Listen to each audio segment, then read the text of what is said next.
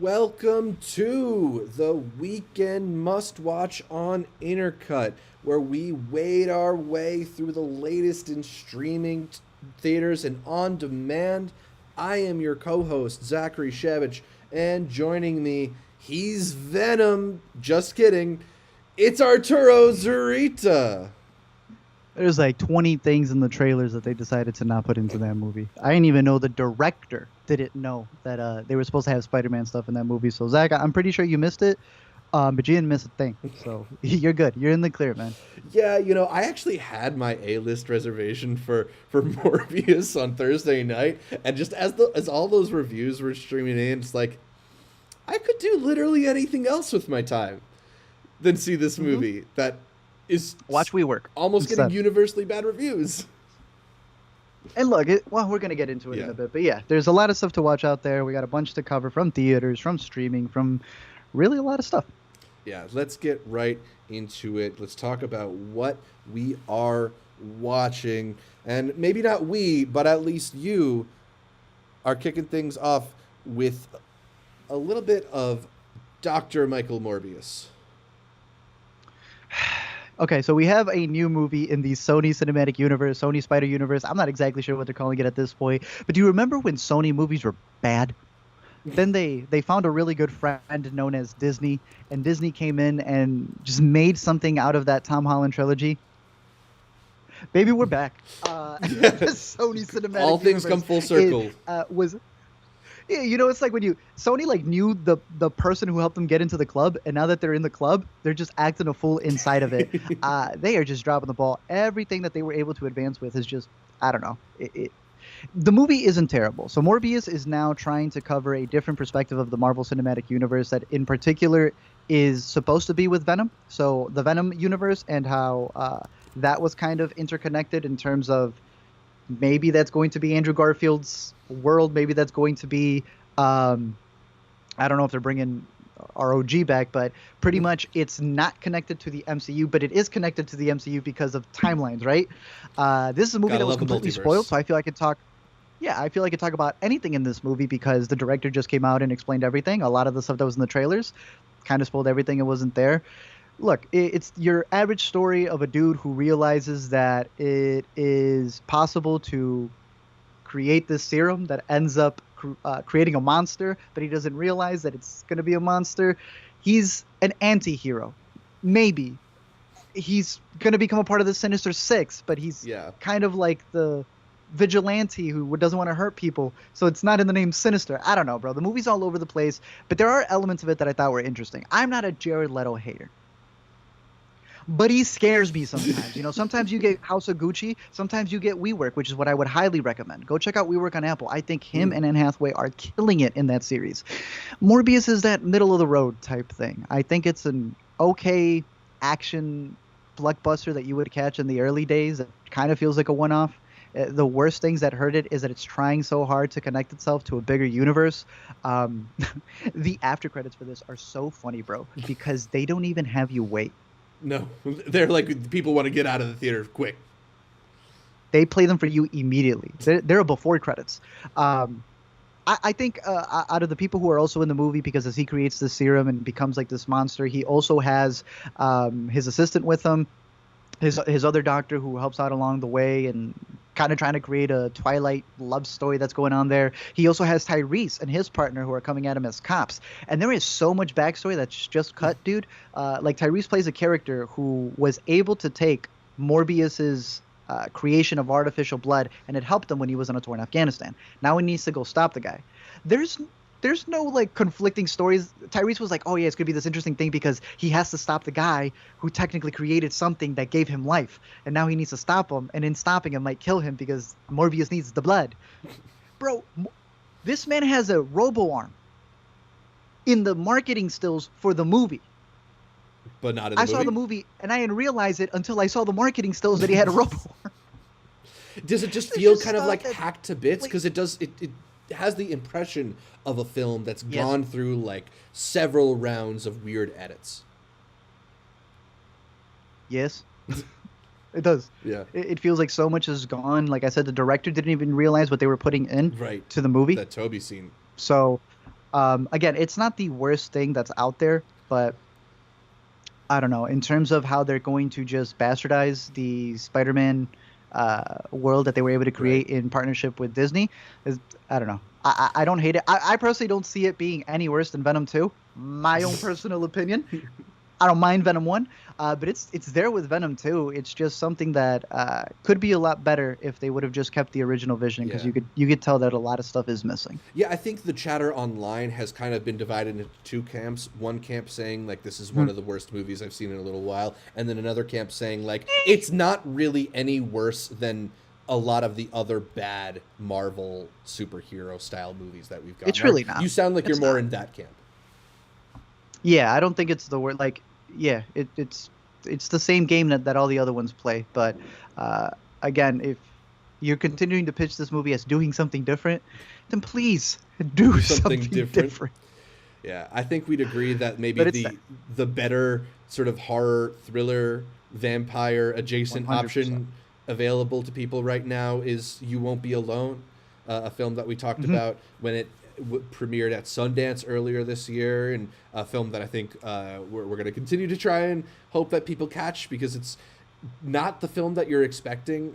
Definitely not that horrific considering the story it's trying to or the story it's advertising itself as, but a really really interesting film and one that is now available.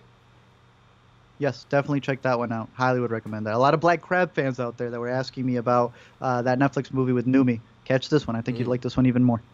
Maybe it's a little slower, but I think maybe. Speaking of Netflix, I think that provides us a nice transition to the other big release of the weekend, although maybe it shouldn't have been.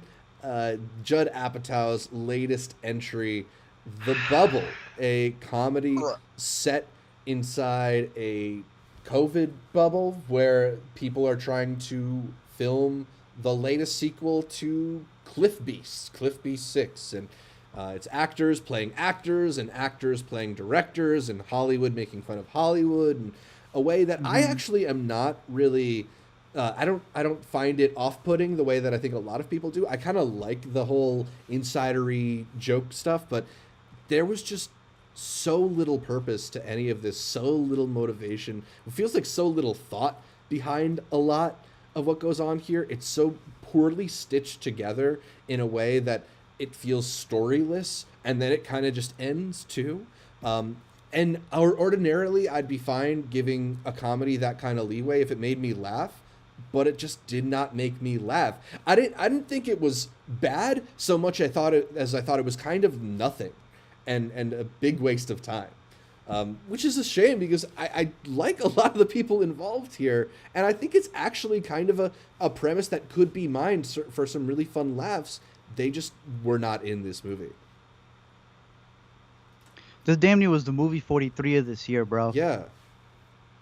This was, you know what it is? It feels so self-righteous. It's like, if we mention us leaving our families to make these movies, is it okay because we do it to give y'all entertainment?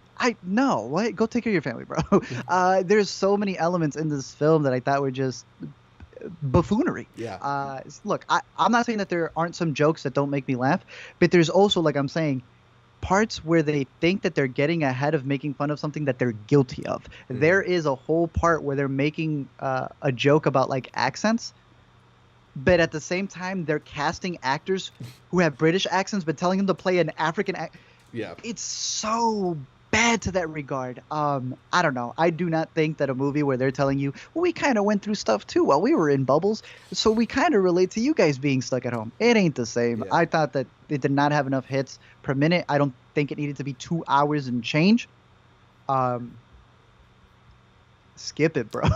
Keep it in a bubble and leave it there. Judd Apatow had that tweet that someone almost died on the Oscar stage. He almost killed me with this movie. Man's talking about somebody else in the relationship with his wife. I'm tired of seeing Judd Apatow direct his wife just to be touched on screen. It is some of the weird, like, it doesn't even make sense. There is no point in the story to do some of these bits, but I saw that he has Lexi out there making moves, so now he brought in his other daughter to come in, and yeah, I kind of see the nepotism in that one.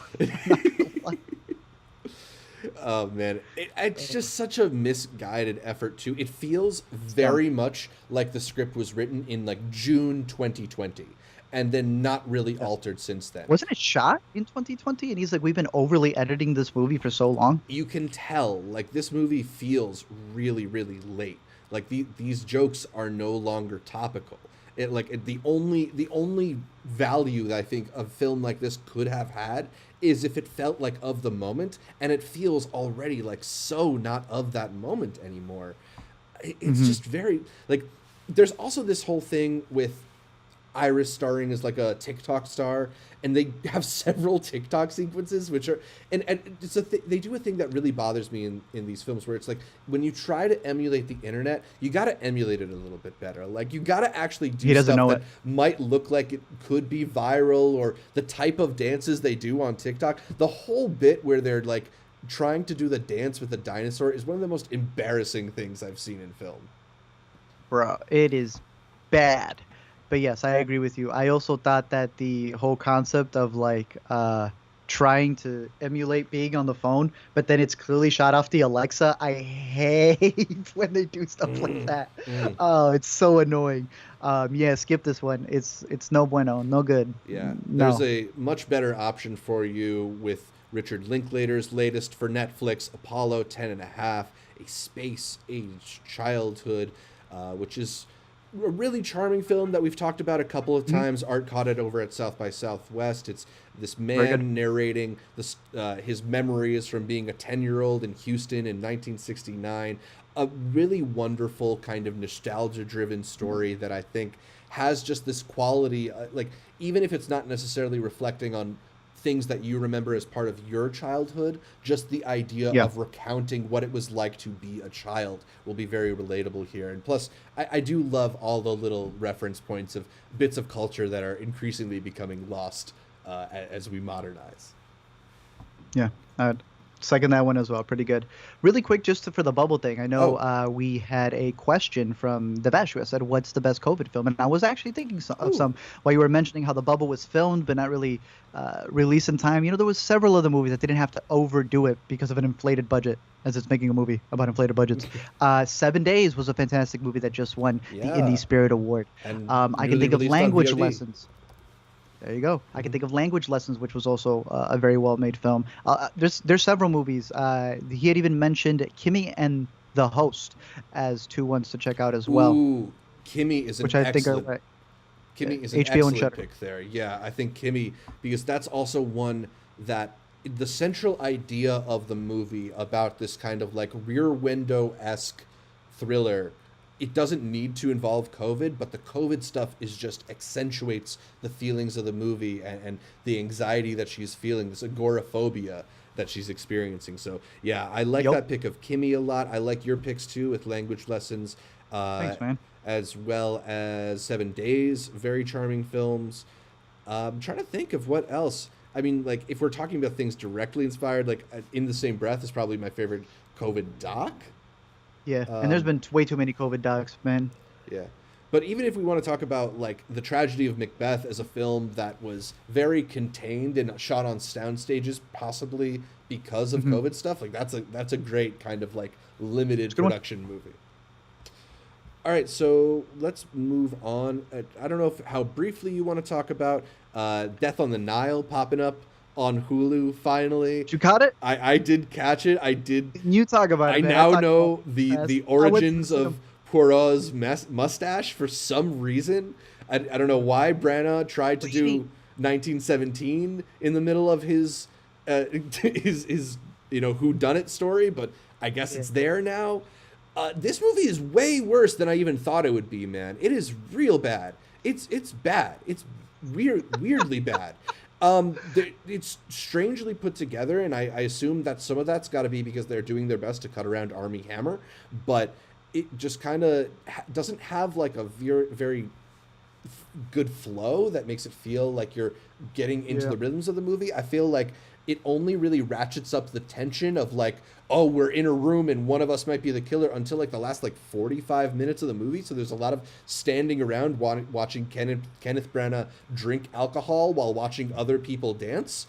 There's a shot that's been going around on Twitter of Gal Gadot trying to do like this sexy flirtatious thing with Armie Hammer, and that is bafflingly shot in a wide. That makes them both look embarrassing. When she touches his boulder on the boulder? Yeah. You don't like it? She like pushes up against the wall to get. It's so awkward. It's so awkward. My Apple screensaver. It's just. I'm pretty surprised how bad I thought this film was. I thought every actor was like acting like they were in a completely different movie. Yeah. Easily. Well, I'm glad you got to catch in the comfort of your own home. Because I sat for 2.5 hours watching that movie. Oh, yeah. And they kept delaying it and delaying it and delaying it. And I went to go see it. And they're like, we're not going to have it in the big theater because it's not working. I was like, what do you mean it's not working? Is it on film?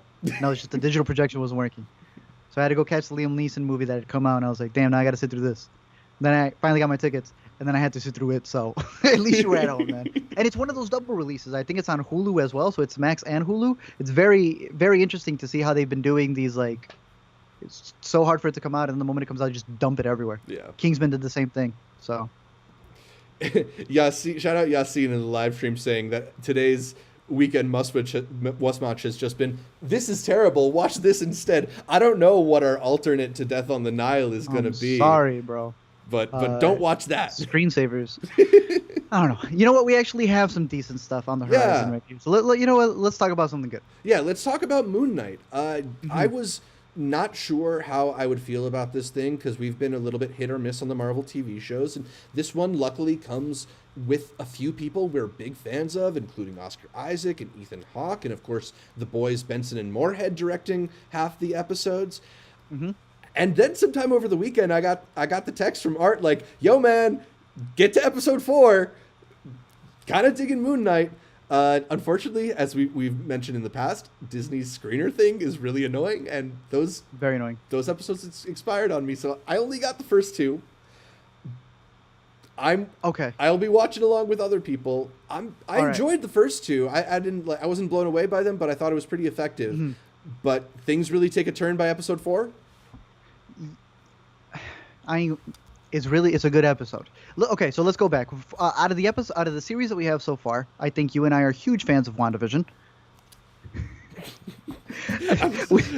I was not sure how you wanted to play that. No. We also had Winter Soldier, or Falcon and the Winter Soldier, which I think both of us kind of felt that it was very muddled. Yeah. There's a lot of interesting stuff they could have done that ended up just becoming ironically goofy with what they were mentioning. Then we also had what would have been Hawkeye that I enjoyed. Mm-hmm. But I also didn't want to come out and say, like, this is the best one out of all of them just because it was better than the rest. I personally feel like Moon Knight is finally the first pretty good series that we've gotten. And the episodes, I believe there's a total of 6, and our boys direct episode 2 and episode 4. Everything else is directed by, I believe, who's also the showrunner and writer, who's an Egyptian director who came in and was able to add his influences. I don't know if you've seen, he's been dogging on Wonder Woman 1984. Oh, really? Mohammed Diab? That it sucks. Yeah, and he's like, no, we got something better for y'all in store here. Sick. I really like the story with Oscar Isaac. It's practically an individual who doesn't realize that he has, these different personalities in him, while it's also kind of like a possession story because he's being taken over by this Egyptian god. You also have the antagonist, who's played by Ethan Hawke, who at first said he's never going to touch a Marvel movie, and then grabbed this script without even reading the script. I don't know. That's Ethan Hawke. Here's my thing with it, and I'm hoping out, and this is not a spoiler because so far as we know, this is a mini-series, and there hasn't really been too many connections to the MCU other than like kind of some things here and there. Zach, I really hope that the MCU finally decides that they can have one-off stories for characters that they own and don't need to connect to everything else. It may not be the case for this, but Zach, there is a possibility that they could put their stamp of that Marvel logo, and everyone who's mentioned in that Marvel logo does not need to be mentioned or brought up in any single way. It can be a self-contained story. So now they can rival all these DC movies that we've been saying that are one-offs, that don't need to connect to a bigger universe, and thus have been able to make it all the way to the Oscars. I hope they're able to do that with stuff like Moon Knight. Zach. Yep. Episode 4 is what I'm going to talk about right here. Okay. It scared me. Ooh. We had Mummy vibes. I felt the action.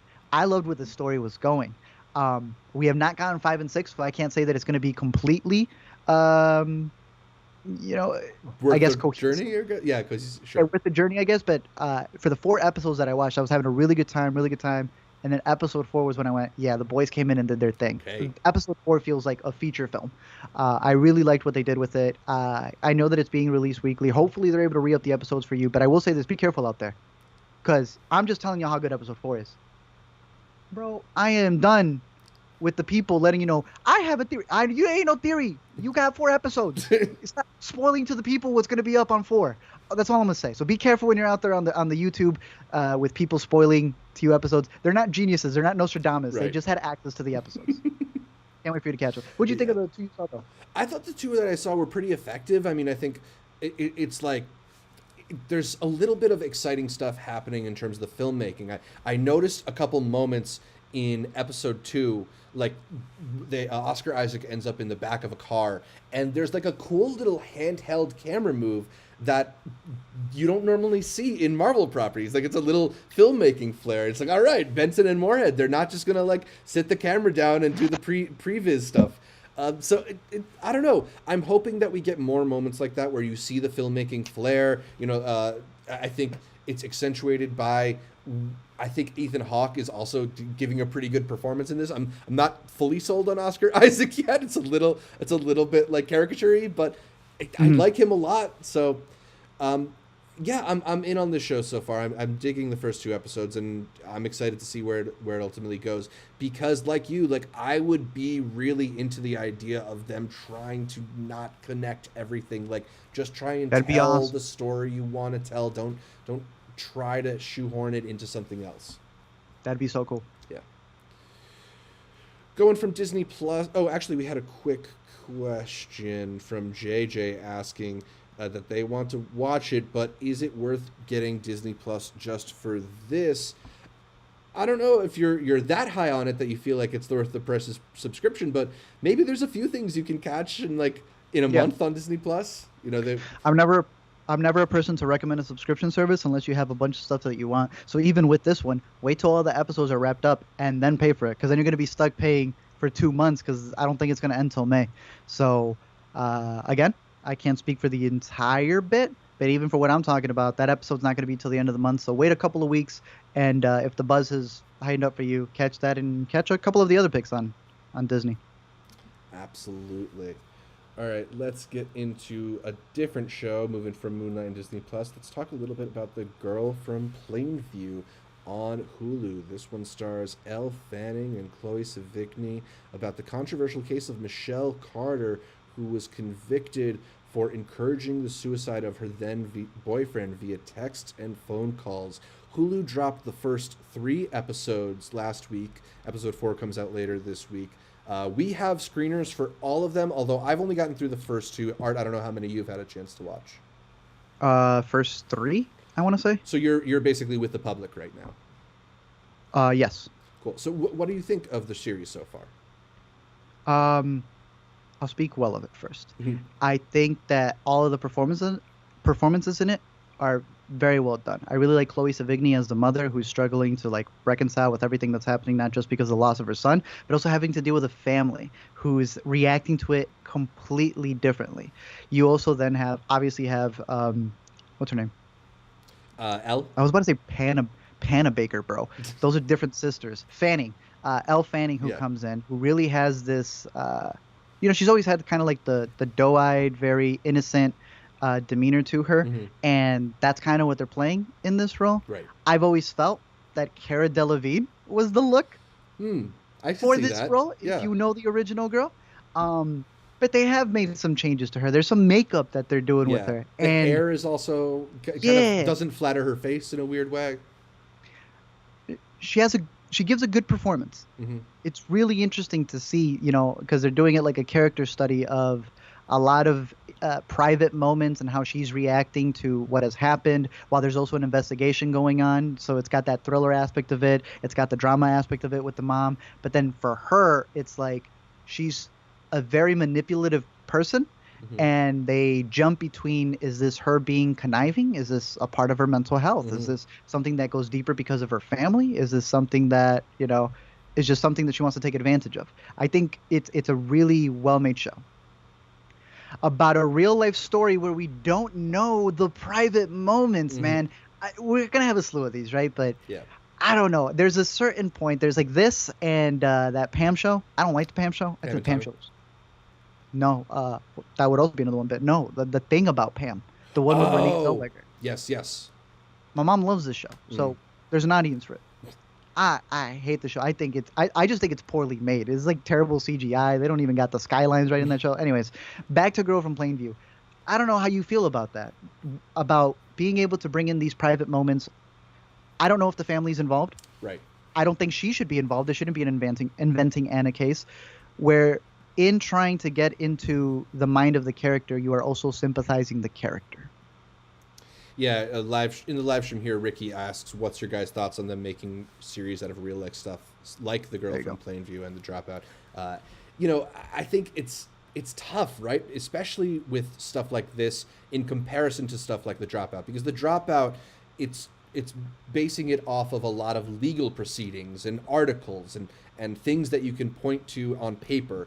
And yeah, there are the text transcripts that they read through, but in my impression of the first 2 episodes, they're really going after a lot of these like private moments and dialogues between the people involved. And there's a real intimacy with the way that they're portraying some of this. There's this prolonged scene that's very bizarre but effective of Elle Fanning crying in the mirror during one episode. And it's just stuff like that where I hope that there is some research being done to base this in reality, because it feels a little bit too sensitive to take artistic liberties. Like my whole thought about a lot of the at least the increased nature of all of these ripped from the headline shows. Hillary also said in the live stream comments that it feels like we're getting flooded with every court case becoming a series. Like, bro, the Academy Awards is going to be adapted screenplay, and it's going to be court case number U.S. Supreme Court versus whatever. It's going to be, yeah. I kind of feel like I wish some more of these showrunners would take inspiration from the case rather than try to tell you exactly what happened, because you're never going to be able to recreate what happened in reality, right? But if you have a story you want to tell, you can just do it inspired by, and usually people are able to connect those dots like they did with the Matt Damon movie and Casey Anthony, but it leaves you some artistic license to not try to tell someone's private moments in a public way. I'm gonna keep it a buck, bro. Look at the docs. There's a lot of docs that you and I love as well, and they do something very similar. Does the filmmaker get involved with the subject? Are we also just making documentaries and true crime dramas or miniseries on things that are still very fresh? Yeah. It's just always going to be a case, but I don't know. I always wonder to see what's the approach. Did they come up with the decision to I don't know, sympathize the character or kind of give you their perspective if you don't know that's what they were going for? That's it. Yeah. I am curious to see where The Girl from Plainview continues to go, though. You caught the latest from Disney Plus, Olivia Rodrigo, Driving Home to You, a sour film. That's your girl. That's your Grammy Award-winning girl right there. I liked it. It was very good. Disney's been doing a really good job with these documentaries that kind of take you through the writing process, which I really enjoy. Apple obviously had one of my favorite docs of last year with the Billie Eilish doc that really got in depth into not just her writing, but her family and the whole approach and the industry that she has to deal with. This is more like folklore, the Taylor Swift one, where you're sitting and kind of going through the writing of the album. She explained how she had written a lot of it in Utah, so it's her going back on this road trip, which goes hand in hand with her driver's license song, and telling you why she was writing that song, the headspace of that song. I love seeing the making of. I love seeing the original video recording of when a hit song is caught. Yeah. and then she does a performance of the song. So I really love the setups to then seeing a new performance that kind of lets you hear the song with a whole new perspective because of the behind the scenes to it. I really enjoyed it, man. I liked her in the Oscars, the Grammys last night. She didn't sing. I think it was backtracked, but she won a couple of awards. I thought it was really dope. I'm a big fan of her. I heard before I even knew it was her. Like, it had come up on Shuffle, and I was like, yo, this song's kind of decent. Then I realized it was the girl from High School Musical, the series. Yeah, High School Musical, the musical, the series. Yes, but it's a really good, I guess, breakdown of the writing process for an artist that had one of the biggest albums of last year. I would highly recommend it. Yeah, Caitlin had it on while I was, I think, doing some like cleaning or working out or something, and so I caught little bits. And I feel like if you are an Olivia Rodrigo fan, there is so much good content there, whether it is those early versions of those recordings, or it is the like stripped down or reanalyzed performances of some of the iconic songs. It's not going to be like a traditional concert film because that's not what they're going for here, but it's something a little bit different. And for the person who needs new Olivia stuff in their life, I feel like they'll be very satisfied with this one. Mm-hmm. Have you caught any of the Apple TV Plus show Pachinko yet? Tell me. I'm really into this show so far. I've only caught the first 2 episodes. I think we'll be getting 8 of them, but it is a really breathtaking series in terms of its scope, its ambition, and the heartfelt storytelling. Pachinko is a international drama. It takes place in Korea, it takes place in Japan, it takes place in America. It is also multilingual, being told partly in Korean, partly in Japanese, partly in English. It does something really cool in that the Korean language is all subtitled in yellow and the Japanese language is all subtitled in blue. I love when dramas or shows find interesting ways to play around with things like subtitles. I like that. Very notably, this one is directed by a couple of guys we're interested in. 4 episodes from Justin Chon, who did last year's Blue Bayou, and 4 episodes by the boy Kogonada, who brings a really beautiful palette and direction. I think he directed the first one as well, so he's giving you kind of like the pilot look too. It's some really incredible storytelling here, telling the story of this Korean family who immigrated, Korean family with Japanese roots, and over the course of several different generations. I think it's the story of this family through 4 different generations. So just in terms of the way they're able to all weave it together is pretty incredible. Has a couple people we like in it too. Yu Jung-yoon, who you'll remember from Minari, has a big role here. Jin Ha, who, if you don't remember, is our boy from Devs. Played the boyfriend in that show. Also has a pretty cool role here. I just think there's a lot to really like about this show. I haven't been able to dive as deep into it yet, but I'm so taken by the storytelling and also just kind of there's such life emanating from the show. It has one of the most joyful title sequences I've seen in a long time. I put that on yesterday just to kind of get a boost of serotonin. So I'm really excited about this show. I can't wait to dive in further, and I hope you'll try and catch up with it too, so we can maybe talk about the finale once that's out. Mm-hmm. Interesting. Yeah. Okay. I'm gonna put that one on my radar. There's a lot of Apple shows that have been killing it. Just to give some shout outs, because those could be recommendations. WeWork. There's also the Sam Jackson show. Last Days of Tommy Gray. I actually am enjoying that one too. When it comes to Emmys next year, what are they gonna do? Like, it's not just competing with other people. What is Apple finally, bro? Hey, you've been #1 fan over here. They're gonna have a crazy campaign award season for the Emmys next year, and rightfully so. Yeah. We're not even bringing up Servant, which I haven't caught up on yet, but I know that's been a massive one. They got a lot. They've also got so much stuff coming up too. They have the show from the creators of Glow, Roar, coming on April 15th. They have that Slow Horses, bro. There's this one with what's her name from Elizabeth Moss, Shining Girls, coming on April 29th.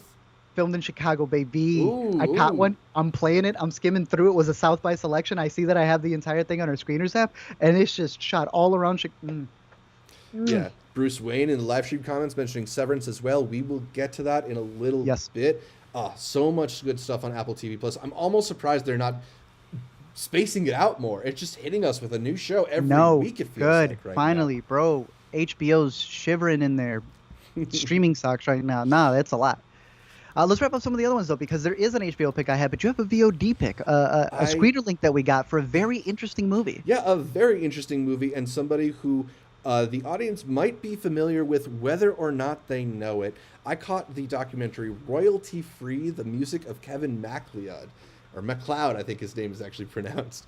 A documentary about perhaps the most famous royalty-free musician out there, the man behind Incompetech, the website, that if you've ever made a video and needed some royalty-free music, you've probably stumbled upon it at some point.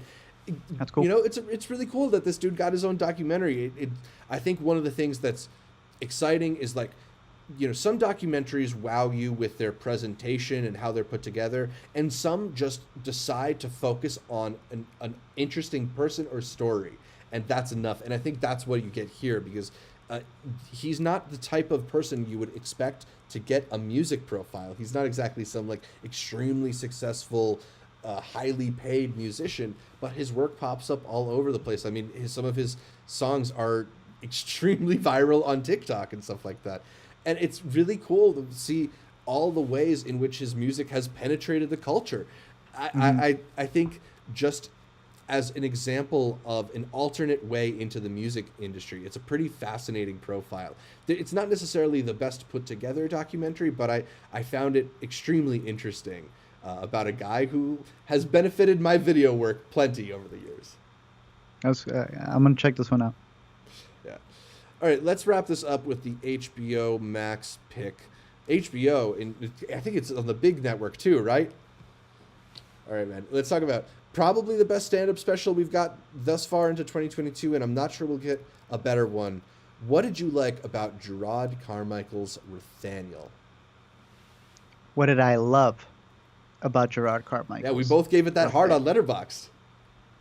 Bro, so I didn't realize he had a new stand-up special. I saw it. It popped up. I put it on. I Googled something really quick about Gerard, trying to figure out the name of his last one, and I get spoiled a stand-up special. I didn't think you could get spoiled a stand-up special. I won't say what it is. It's out there. It's part of even the opening Saturday Night Live monologue that he did, which was fantastic. Go do yourself a favor. It's on YouTube. Search it up. His opener was great, and he talks a little bit about his stand-up that he has on HBO. But here's the thing, dude. We really enjoyed his movie from a couple years back at Sundance called On the Count of Three. It's still not even out yet. Please release it. Come on, Anna. Damn, it adds some context to that movie. Going back and rewatching this other specials that he's had, he's done a lot of, I've seen a lot of the bits segments on YouTube, but going back and rewatching the first one that he had for HBO, 8 from a couple of years ago, and this being his third one, it really adds a lot of context to it. Like I said, I was spoiled something in this doc, so I'm going into it hearing the jokes differently right from the bat. But when you finish the stand-up and rewatch it, because I watched it again the next day with Alina, she was crying.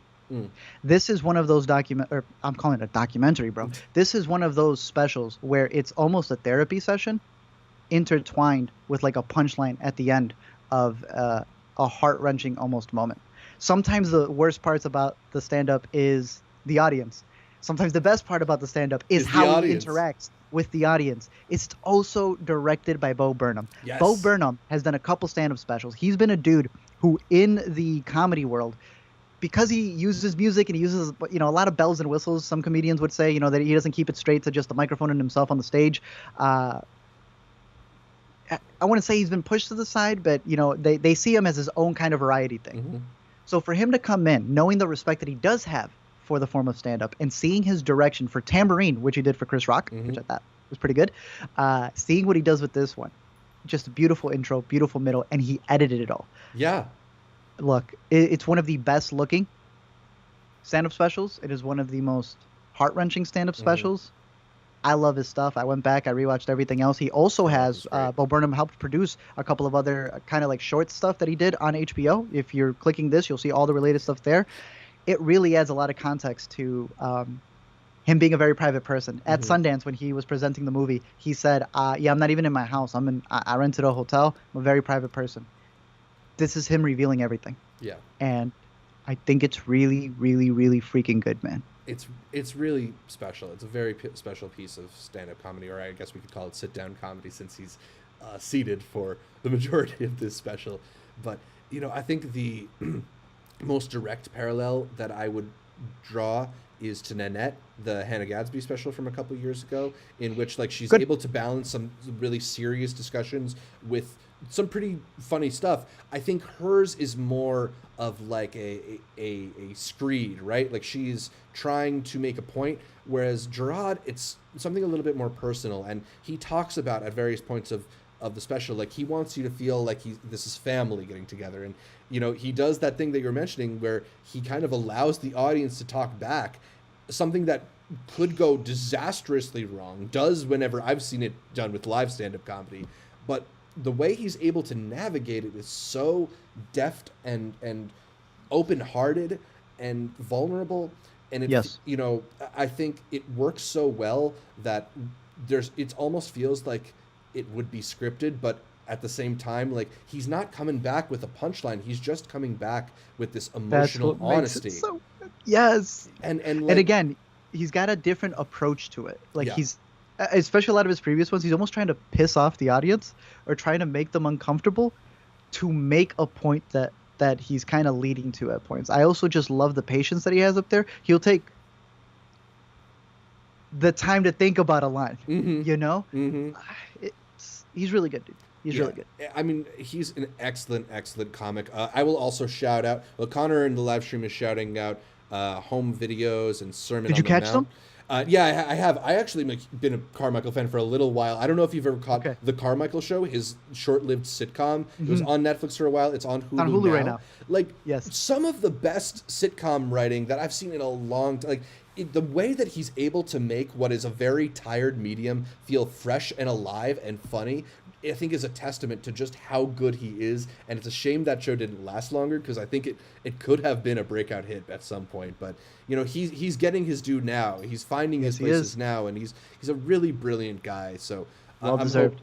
And I'm hoping he's finding some peace too, because like it's good to see him smiling through bits of this. I don't know if you're not on Instagram as much as I am, but when Bo Burnham won his Grammy last night, he did a little Insta story, and he and Gerard were hanging watching them together. So that also made me happy. Oh, that's really cool. Yeah. I would also throw in there because Tyler won another Grammy last night. Obviously, he's all over Igor. He's the voice on Igor, but definitely go check out the Flower Boy Talks. Which, you know what I'm talking about? Again, puts it in a completely different context after you watch this. That was the first thing I thought of. I'm glad that you brought that up. Yes. There's so much more I could say. Just know that, go into it, and then realize how much bigger it really is, because I don't know. It's been a really interesting journey following him. It's really good. It's really good. It's one of my favorites of the year. All right, let's take a couple quick questions here. Devesh asked if either of us have gotten around to Peacemaker. I was just talking about this with my girlfriend. Like, I really want to watch it, but there's so much TV. Did you watch Peacemaker? No, we only caught the one episode that I think we had mentioned at some point. Other than that, I have not been able to sit down to finish the entire thing. I had Peacemaker. I had... there was some other superhero show that I needed to finish, but that's one of the ones that's on deck for me. I may be working on it very soon. Yeah.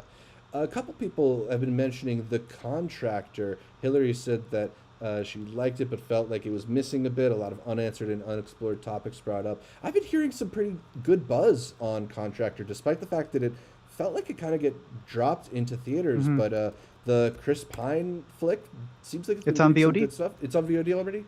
Yeah, it's on VOD as well. I know for some places, I think it might even be on Prime, because it is a Prime video. So we may have to wait for it to be there. But I'm maybe looking to rent it because I heard the exact same thing. I thought it looked interesting. I know you were like, well, there's like no information on this movie. Mm-hmm. And it seems like, I don't want to say his take on Dog, but his take on being a soldier who, in order to stay in the line of duty, takes substances that then gets him dishonorably discharged. That's the premise, and it's where he takes it from there. And I'm not even sure where it goes, but I'm curious to catch it. So I don't know if people said something good about it in our chat, but I have it on my radar. Devesh asked, have you spoken about Upload Season 2 yet? Didn't even realize it was live. I know that was a show that you Right. really enjoyed the first season of. I thought it was a fun first season. I have not been able to catch up with season 2 of Upload because right now I have to deal with: do I watch Upload? Do I watch this season 2 of Russian Doll, which is coming up, which they were so gracious to send us, and Undone. I chose We have Undone. that too, man. I chose Undone. I've been watching Undone, so I have Oh. not been able. That's the Prime show that I ended up picking, but I hope it's good. I feel like that's a show that has such good marketability, and they do nothing with it, man. I don't like how Prime markets their shows. Everybody talks smack about Netflix. No, it's Prime, dude. Yeah. Prime could push a lot of their shows in a much better way. Yeah, Prime really drops the ball with a lot of those shows. JJ asks, do you think awards will be more accepting of Apple compared to Netflix? Yes. I mean, they already... Yes. Coda already beat Netflix to that Best Picture award, and I think Apple is going after this like big prestige thing. It's also that, and we talk about this when we talk about Netflix and movie theaters, right? I think because Netflix was sort of the first and it was this disruptor, a lot of people just decided to write it off right away, and they're almost like, well, they're my enemy, but Tim Cook's kind of nice. It's weird. Yeah, that's the politicking behind the scenes. It's who's friends with who. You got to remember a lot of these things. Netflix doesn't create technology. Apple does. So they've been working with Apple. They've been working with these companies for so long. Like, you really got to think of the behind the scenes to it. So yeah, it's very clear that they've been nicer to it. But we said a couple of weeks back, I'm scared for Netflix. You heard me. I'm scared for Netflix. Netflix had the ball up, but then everybody realized, well, let's just copy paste it, and we got more means, more networking, more everything. So Yes. I'm worried for them, man. Yassine asked, what app would you guys recommend for the TV show equivalent of Letterboxd? I don't know if there's one that's like great. I'm enjoying Serialized, but it's still not quite as good as Letterboxd is. Do you use anything for TV? IMDb. That's where Yeah. I don't log stuff on IMDb, but I keep everything on our Notion tab. That's usually I literally recreate everything on my Notion. That's my letterbox too, to a degree. I have everything rated there before I make it public, and I look around through stuff. And I always, for the movies, put a letterbox link, and then for the TV shows, I put the IMDb link. I just feel nothing's more thorough than IMDb. You're able to have all of the cast and crew, and it's you have pictures, you have images, you have everything. And IMDb's at these festivals, so they have insights as well. I also am a person who misses the message boards, but as it's toxic there. as they may have been, there's a lot of good info there. No, they were dope to a degree. A lot of people don't like IMDb. I know that's the reason why, everyone knows that that's the place to go, but they want to see like what's the TV version of it, because Letterboxd has been able to curate something that feels less advertised friendly and more like a community. Bro, that's gone. I'm sorry, but I was searching up movies the other day, and I'm seeing articles pop up, and I'm like, why are these articles? Who gets to decide what gets to be that extra bit? Because you could put a review, and then at the bottom, read further in my review in this link here. People get actual squares. You're going to see sponsorships on top reviews. And check out my whatever else brought to you by whatever. That happens to every social media site. It's not act like Letterboxd is as pure as it used to be. Exactly. As it grows, they keep finding ways to sneak stuff in like that. You saw the X thing? A24 was paying, giving out gift cards if you gave a review for X on opening weekend. I didn't see that. Geez. Don't do that, man. Pink Sweets asked, have they already talked about the show From on Epix? Juan Carlos Gil Garcia asked, thoughts on Our Flag Means Death? I think these are both shows that we haven't had time to get around to, but have heard pretty good things about. So maybe we'll try and catch up with them. I saw one episode of Flag. Okay. Decent. I just got to catch more. But I'd asked you, I was like, I'm hearing good things about From. Yeah. And I don't want to get Epix again. They left us on red, so I might have to get another free trial of Epix or something. Because I paid for Epix for 3 months, and I didn't feel they had anything. But, hey, a lost alum. I want to catch it. Yeah, Once it wraps, I might get Epix. All right, well, let's move on to the new to see and talk about some of the upcoming releases in theaters and at home, starting with on April 5th, tomorrow, a little dive into a guy named Tony Hawk. You caught Tony Hawk Until the Wheels Come Off at South by Southwest, and I think you gave it like a light recommended, right? Yeah, it's pretty decent. It's 2 hours of his life that looks kind of at his career, but mostly on the philosophy of how he sees skating and what it means to him. Very cool. On April 7th, See For Me, a cool little thriller that I first caught at Tribeca about a blind former skier who is house sitting when that house gets robbed. Oh, yeah. Yeah, this one is going to be available on Shudder on April 7th, Nice. so another one to look out for. Coming out in limited release is Aline. Have you heard anything about this? Yes, dude. I don't know if I'm excited or dreading this one, but I do kind of want to see it. This is the Celine Dion biopic that did not get the rights to anything related to Celine Dion. So they're not even It's also in a called... foreign language. Yes, I think it's French, right? Yeah, it's. I think it's fascinating. Yeah. I've had it on my radar for a minute, and I'm glad it's finally out because I know, it had a con premiere like a couple years ago, so it's here. Let's see. I think this is another argument to be made in favor of 30 Rock being one of the greatest TV shows of all time. Because, yes, 30 Rock has a joke for this in that they did the Jackie Jorp Jomp film about Janis Joplin because they didn't get the life rights to Janis Joplin. That's this. Yeah. The latest from Michael Bay, Ambulance, L.A. Ambulance. with Jake Gyllenhaal, Yahya Abdul-Mateen, and Aiza Gonzalez. I'm pretty excited for this one, actually. It's been a while since I've been given the full Bay, explosions and all. Yeah, I was excited. I'm kind of meddling down from it. I'm Yeah, fixing my reviews haven't been expectations. great. You know what would have been dope, bro? Michael Mann's Ambulance. Ooh. That would have been dope. Yeah, that'd be sick. I mean, Speaking of, really quick, One Perfect Shot, which is now on HBO. Oh, right. I wanted to mention that really quick because the Michael Mann episode is fantastic. A lot of the other ones, it's like, they're okay. I think you should have a cinematographer. If Yeah. you're talking about One Perfect Shot, I think your audio should be fixed. He had a whole moment there, and I just want to say two things. One, I always thought that this man captured LA to perfection. I didn't realize it was because he's from Chicago, baby. And did you catch the episode? Not yet, man. I gotta Catch the Michael Mann episode. Okay, cool. I binged through it all just to get to his. And yeah, he talked about it. It's the streets of Chicago that made him, and it's the streets of Chicago that he took and made him see the architecture over in LA differently. But as you know, Michael Mann's that dude. Second, why'd she block you? Man, she just does not deal with criticism.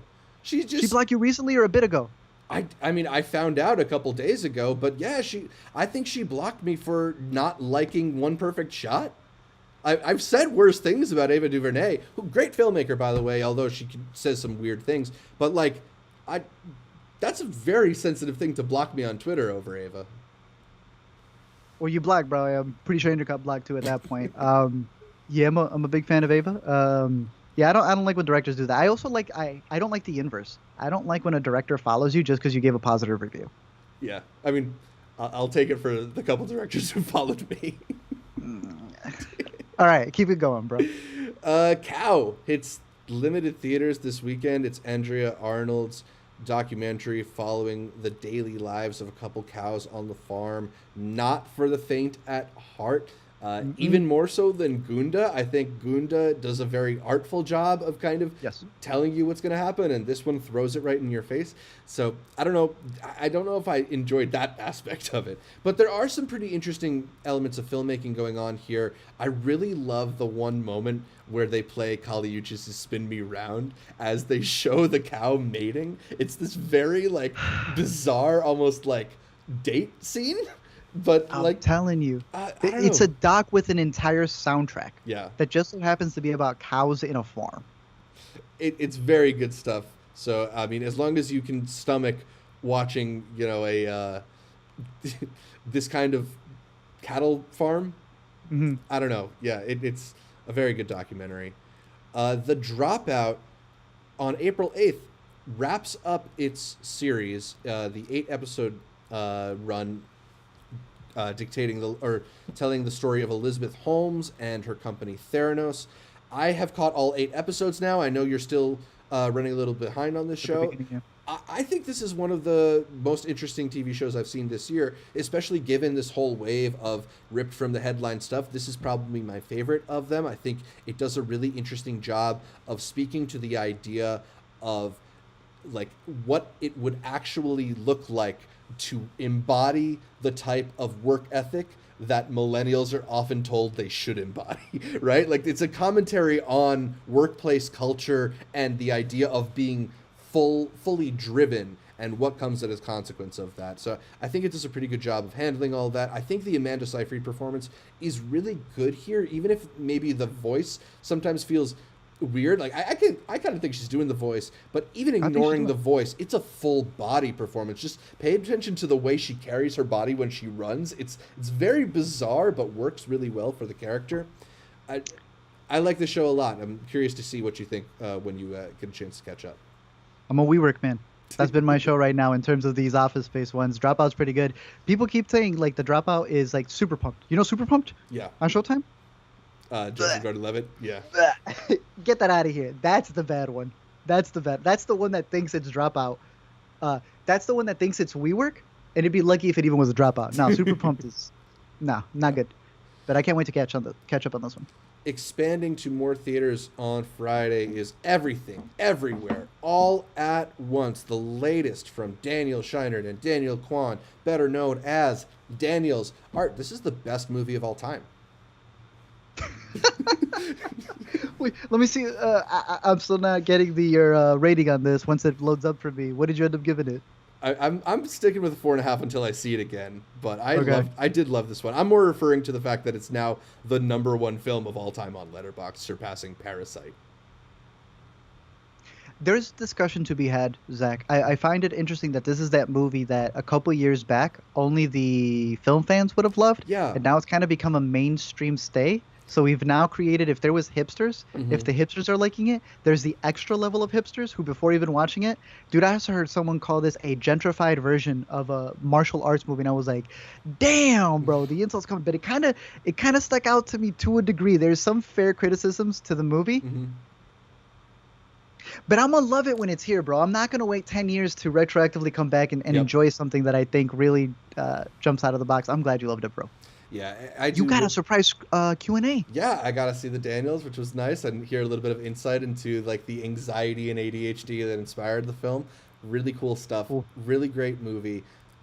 It's weird. We've been on Swiss Army Man's corner for a while, so we've both been really anticipating this one. But I think both of us are extremely surprised at just how embraced this film has become already. And look, I'm happy, man. I love the Daniels' work. And I'm happy that they're going to, get that next level. It feels like they're going to take a step up even after this because people are really flocking to it. But it's very weird to see this very weird movie being embraced in this way. I love it. I love it. Severance, which many people are bringing up in the live stream as one of the best things that Apple TV Plus has to offer. It is airing its season finale on Friday.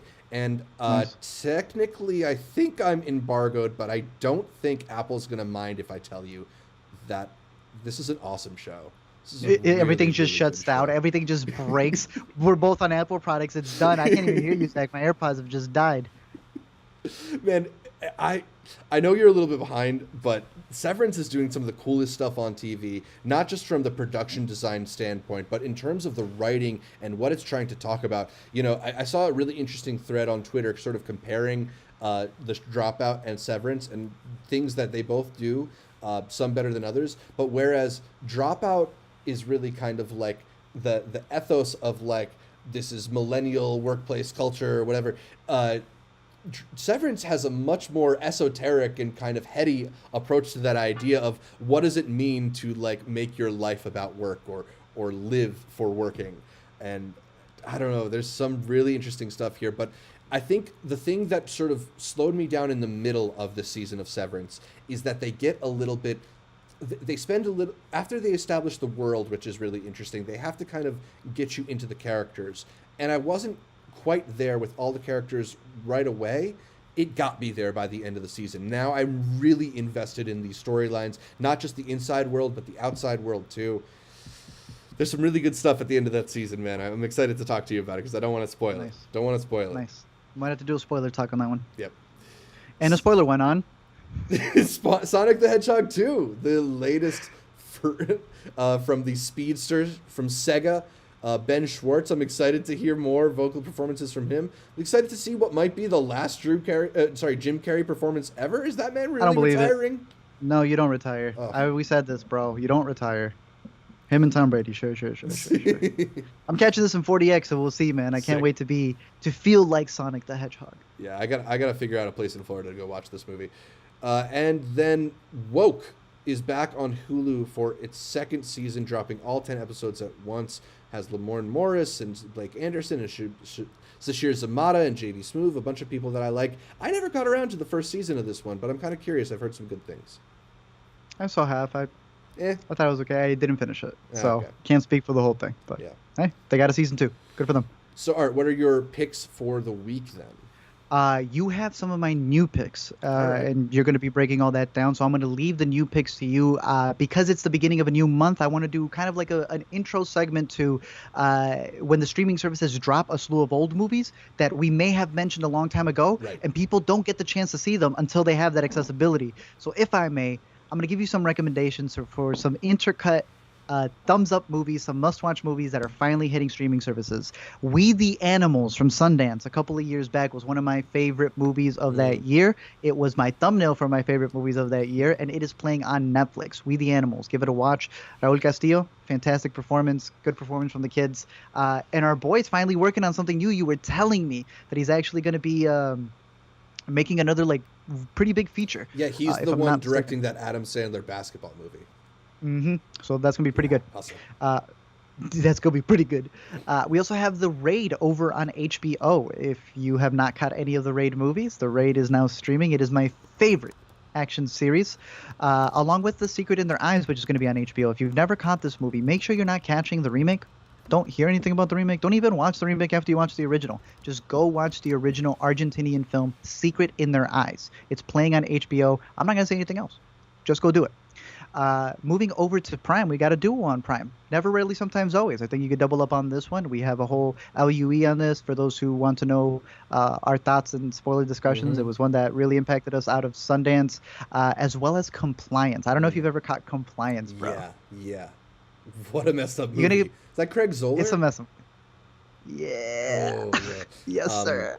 Is that also another... Dowd, I think? And Dowd and Dreama Walker are really good in that one. Yes. Yeah, just like one of the most messed True up story. movies that I True seen. Yeah. story. Yeah. So, if you want, put that one on your radar. And then after all that, Brigsby Bear on Hulu. How can I not? Brigsby Bear is on Hulu streaming. I think this is probably the first time it's streaming on a streaming service. So how can I not tell you to stream it? Yeah. Brigsby Bear, one of my favorite movies. Got it in your background. There you go. One of my favorite movies right there. Yeah. So go catch those picks. We the Animals, The Raid, Secret in Their Eyes, Compliance, Never Really, and Brigsby Bear. Excellent. My picks for the week over on Hulu. I will recommend The Dropout. Like I said, it's one of my favorite shows of the year so far, and it is wrapping up its run on Friday, so it's a good time to start binging those episodes. I feel like you'll pair that with WeWork. That's your favorite of the true life crime court case shows, whatever you want to call them. Severance. The best thing on Apple TV Plus right now, including the Best Picture winner. Severance is probably better. I really, really dig this show. Catch up so that I don't spoil it for you, because I really want to spoil it. On HBO Max, Rothaniel, we talked about it. What a moving, funny piece of media. Beautifully put together by Bo Burnham. I think we got to say that again. I love that little cut at the end too. That hard cut at the end. But don't exit out of HBO Max that quick, because I'm also recommending Minx, one of my favorite new shows. I want to talk about it a little bit more in depth later, but like it's a very delightful show about the starting of this women's magazine. Apollo 10.5 we brought up earlier, the Richard Linklater film, probably my favorite new release over on Netflix. But if you're going to theaters, there's only really one option that I can full-heartedly recommend, and that, of course, is Everything, Everywhere, All at Once. We're going to have to do a dive with spoilers on on Intercut at some point, so make sure you've seen the film so you're ready for our video on it. But I think that's about all for this week's Weekend Must Watch. We've been through a lot of movies. It's been 2 weeks, so we had to pack in some more stuff. But yeah. Hey, Good stuff. Good picks, dude. That's a lot to watch, and then really good stuff that's coming out. April has a slew of big theatrical movies that are coming out. I like seeing that there's something new in the IMAX every single And week. a lot of TV too, dude. Like and a lot of Barry's TV, coming back. Better Call Saul's coming back. You mentioned Undone and Russian Doll, and we mentioned those Apple TV Plus shows. Like, what are we gonna do? Binge watch. Pop the popcorn. Yeah.